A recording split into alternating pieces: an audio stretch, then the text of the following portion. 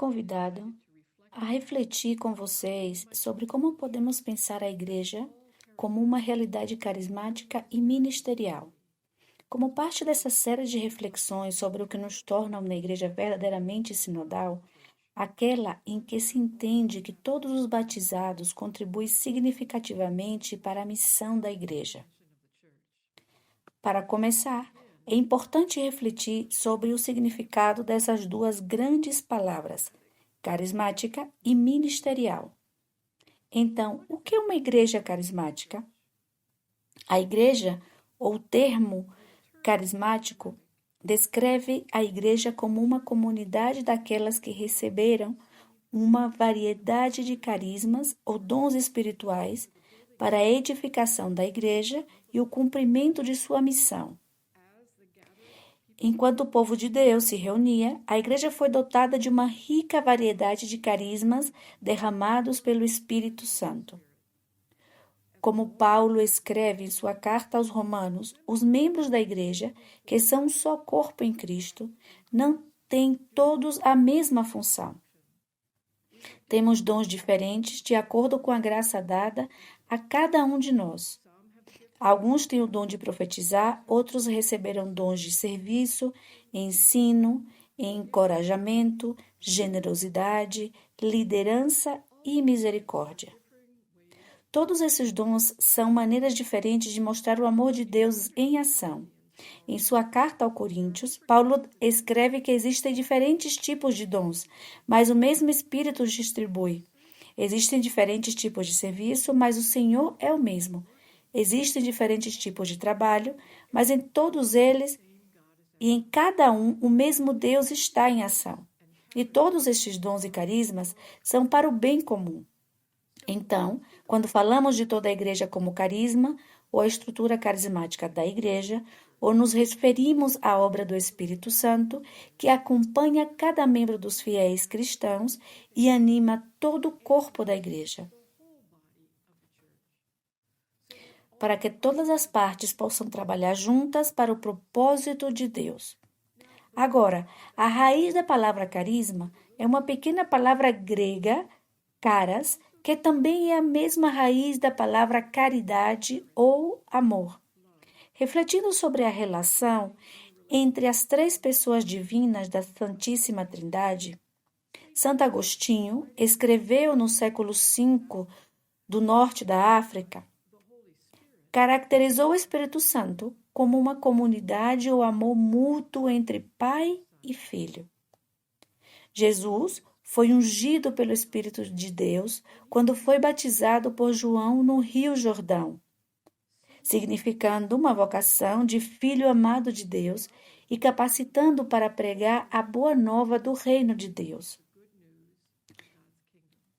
A resposta amorosa de Jesus ao Pai é o dom total de si mesmo quando dá vida por amor aos outros. Todo cristão foi ungido com este mesmo Espírito Santo no batismo, em uma efusão do amor de Deus por nós.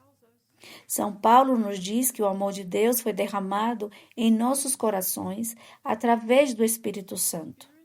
Assim, o Espírito Santo continua a nos guiar ao longo da jornada da vida, ensinando-nos o significado do Evangelho e realizando nossos dons únicos,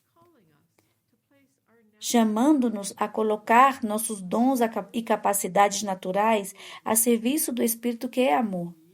Somos impelidos a seguir o exemplo de Jesus, que se derramou por amor a Deus e aos outros. Entrar no padrão de seu amor abnegado que chamamos de mistério pascal. Na igreja, nenhum carisma é maior ou menor que os outros. Os dons de todos são necessários para edificar a igreja e dar testemunho das boas novas do mundo. Paulo escreve aos primeiros cristãos em Coríntio e Éfeso que eles são um templo sagrado, uma morada para o Espírito de Deus. Refletindo sobre essa imagem do templo do Espírito Santo, o templo em que Deus trabalha, o templo no qual os dons do batismo são transmitidos, e através do dom do batismo, cada um de nós é uma pedra viva. O Papa Francisco comentou: isso nos diz que ninguém na igreja é inútil. Todos somos necessários para a construção desse templo. Ninguém é secundário. Ninguém é a pessoa mais importante da igreja. Somos todos iguais aos olhos de Deus. Então, o Papa Francisco diz: agora, alguns de vocês podem dizer, escuta, Sua Santidade, o Senhor não é nosso igual. Mas ele diz, sim, eu sou como todos vocês. Somos todos iguais, somos irmãos e irmãs. Então, há uma igualdade fundamental entre todos os batizados. Essa dignidade compartilhada, que é o fundamento da nossa mordomia para a vida, é a missão da igreja. Cada membro do corpo contribui de acordo com seus dons únicos e a seu chamado. Esta rica diversidade de dons ou carismas, quando reunidos em unidade de propósito, missão e testemunho, é um testemunho da catolicidade da igreja. Uma igreja totalmente carismática é aquela em que toda a igreja é entendida como animada e conduzida pelo Espírito. Como ensina o Concílio Vaticano II, há um Espírito que distribui vários dons para o bem da igreja, de acordo com suas próprias riquezas e as necessidades dos ministérios. O Espírito é a fonte de todos os ministérios.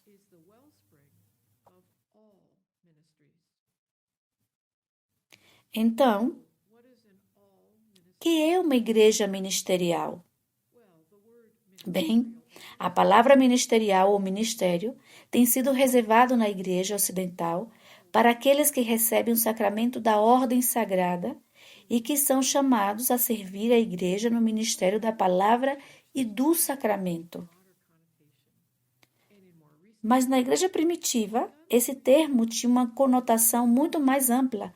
E em tempos mais recentes, começamos a redescobrir a importância desse significado mais amplo. Encontramos a raiz da palavra ministério em um termo grego novo do Novo Testamento. Dikaiosine. Dessa palavra dikaiosine, derivamos também o termo diácono, diáconos. Para os primeiros cristãos, esse termo, que aparece mais de 100 vezes no Novo Testamento, lembrava a característica fundamental do serviço ministerial de Jesus. Jesus disse em várias ocasiões: não vim para ser servido, mas para servir. Na carta aos Filipenses, lemos que Jesus se esvaziou, tornando-se como um escravo, entregando-se completamente para nos revelar o amor infalível de Deus. Todo cristão é chamado a servir, a seguir seu exemplo de doação, de amor e serviço. No Novo Testamento, nos primeiros escritos cristãos, descobrimos que a igreja primitiva era caracterizada por uma grande variedade de ministérios. Apóstolos, profetas, evangelistas, pastores e mestres, todos trabalhando juntos para equipar o povo de Deus para obras de serviço. No século III, vemos o surgimento gradual de um padrão em que as comunidades locais seriam liberadas para um único episcopado, um supervisor ou bispo que era assistido por presbíteros ou anciãos e diáconos. Entendeu-se que todos pertenciam a várias ordens ministeriais, cujos ofícios eram confirmados através da imposição de mãos em um rito de ordenação.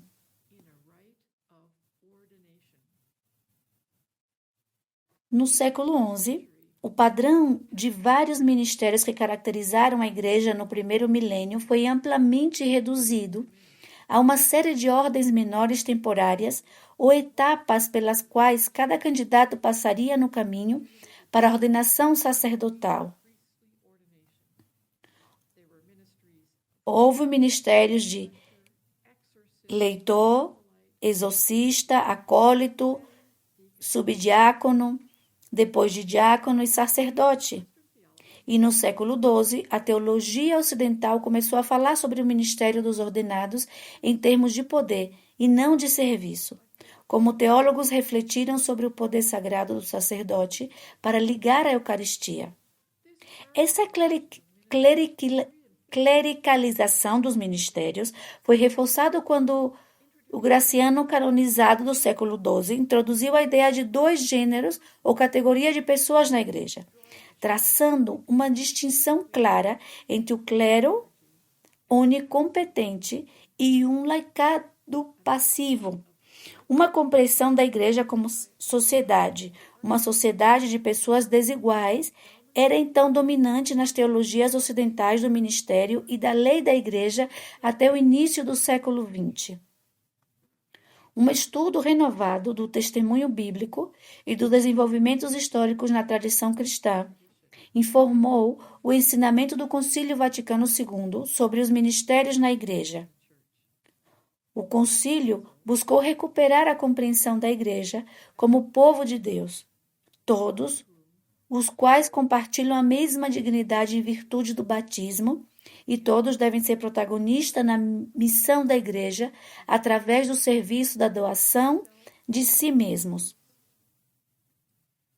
Em seu ensinamento, de que todos os batizados participam dos 3 ofícios de Cristo como sacerdote, profeta e rei, o concílio apresenta todo o povo de Deus como participante dos ministérios de Cristo de anunciar a boa nova, oferecer a vida em sacrifício vivo de louvor e edificar o reino de Deus. A maioria dos cristãos batizados é chamado a dar testemunho de Cristo através de sua vida cotidiana em sua família, vizinhança, local de trabalho e nas muitas maneiras pelas quais contribui para a construção da comunidade humana e o cuidado da criação através da vida social, política e econômica.